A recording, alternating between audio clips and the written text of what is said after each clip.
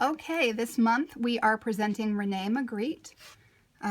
Here we have a self-portrait of him and a couple of his more famous paintings. He was born in 1898 in a small town in Belgium, pronounced Les Zines. He was born to a tailor and a milliner, maker of hats. Took his first painting classes when he was 12 and then started studying formally a little bit later at an academy in Brussels. In June of 22, he got married. They didn't have any children, but they had pets. They had canaries and a Pomeranian named Lulu, which I think the kids will enjoy. They remained very devoted to each other throughout their lives. He also worked as a pattern designer in a wallpaper factory. And the interesting thing about this is that it actually really influenced the use of wall space and the interior scenes in all of his paintings. So you'll see a lot of them have these sort of interior scenes and looking out windows and looking outdoors and so forth. And this position that he had really influenced that in his art. So a portrait of the artist, this was from 1965 when he actually traveled to the US for an opening of his work at MoMA. Let's see, so when he was young, he actually experimented in abstract, but his ideas really changed about art after being exposed to some surreal artists. And he liked the way they tried to make their paintings look like a dream. And so Magritte really took on this surreal art-like persona, whatever. Clouds, sky, you'll see that in so many of his paintings because that really represented dreamlike status for him. And then he also used very familiar objects and put them in very unfamiliar places and used them in very unexpected ways. So you'll see that in a lot of his work. Let's see. And the thing about him too is that he really tried to make everyone feel surprised when they would see his artwork. And so with this personal values painting, you can sort of talk to the kids about, what everyday objects do you see and what's strange about the objects, and get them talking about that with this particular painting. So you'll see more clouds here, the sky, again, dreamlike.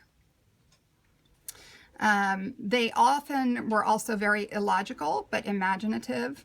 They could be interpreted many different ways. This one is odd to me, Midnight Marriage. You can sort of, talk to the kids about, I wonder what he was thinking about when he painted this one. I feel like it's very Escher-ish. It is very Escher-ish, yeah, I agree. And then, we have that his artwork really relied on a lot of unusual or mysterious situations. So in this one, he used the repetition of the men in the overcoats and hats to create that mysterious and confusing scene. And that's something you'll see a lot of with his paintings, is that at first glance, they may seem ordinary, but then as you continue to look at them, there's something sort of mysterious or surprising about it. And so in this one, Empire of Lights, you can look at it and say, okay, it's a house and it's a sky, and wait a minute, is it daytime or is it nighttime? You can see the sky is very bright, it looks like daytime, but then if you look down lower at the house, the lights are on, the street light is on, it looks like it's nighttime. And so that's very typical of his work. Here again, the window is broken in this painting, but then as you look at it a little more closely, you see the shards of glass along the floor, and you wonder, well, wait a minute, are those broken pieces of a window, or is it a broken painting? And again, it's just that second look. It's a little bit confusing. What is he doing? And he often used doors and windows in his paintings, as I mentioned earlier, and you can see several examples of that here, where he would have a door and it would be open, or there's a hole in it, sort of looking into a different space. And then here we see windows, sort of, a painting here that looks like it might be a window. Again, those clouds are everywhere. The Promenades of Euclid is a very interesting one, because when you look at this one, you see the window, Looks like a window. It looks like you're looking out onto a street. But then as you look at it a little more closely, you can see that this is an artist's easel, and this is a painting right here. And then as you look at it even more closely, you thought maybe there were two, towers there, but in fact, this is a tower and this is a street. So you can sort of keep gaining something every time you look a little more closely at these paintings and seeing something a little bit different, a little bit more mysterious in them. And this one is fantastic because it is entirely different from some of the other things we've been looking at. It really has to do with perspective here. So it shows this woman riding a horse through the woods.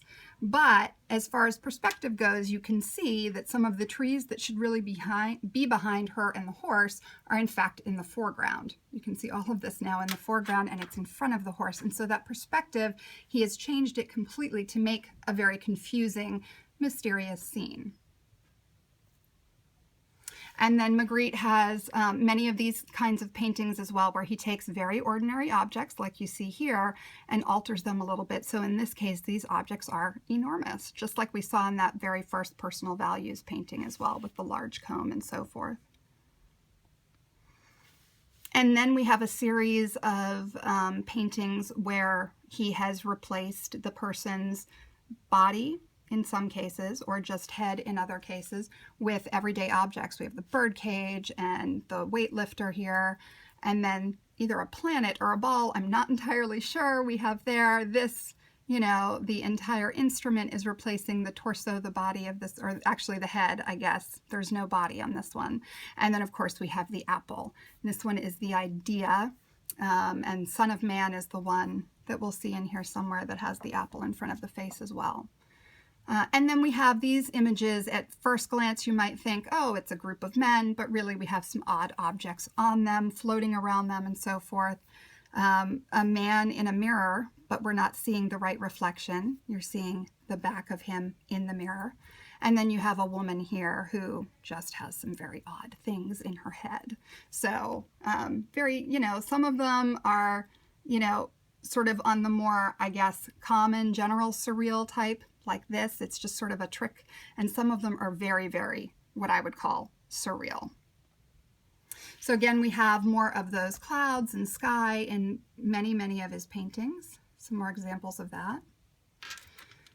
And then, we talk about Magritte and how unusual his work is, but he actually led a very normal life. He wore his suits and ties and his bowler hats, and he walked his dog to the store to get groceries and, all that kind of thing. Very normal for the most part. And this is the Son of Man, which is a very well-known self-portrait of Magritte's, where he has, obviously he's got the overcoat and the tie and the hat, and he's put the apple in front of his face. And, something else interesting about this particular painting, and I really have no idea why, but you can see that his elbow over here is sort of bending backwards. So just an interesting little observation. And then there's a few more paintings here, some of which have some of the different aspects of his work that we've recently talked about. And then just a few other facts. In the late 40s, Magritte actually supplemented his income by forging works by famous artists like Picasso and then selling the fake works of art. He actually became a well-known artist while he was still alive and was able to work on his art full-time. And his work was exhibited in the U.S. in over several different years. He was actually diagnosed with pancreatic cancer in '63 and died from it in August of '67 in his own bed. And his work had a strong influence on Andy Warhol, who we learned about last year, and many other pop artists actually as well. And that is it. Then there are the projects. As we said, kindergarten is mounting this month. You can go through and see them here and watch our other video. And that's it for this year, everybody. Thank you.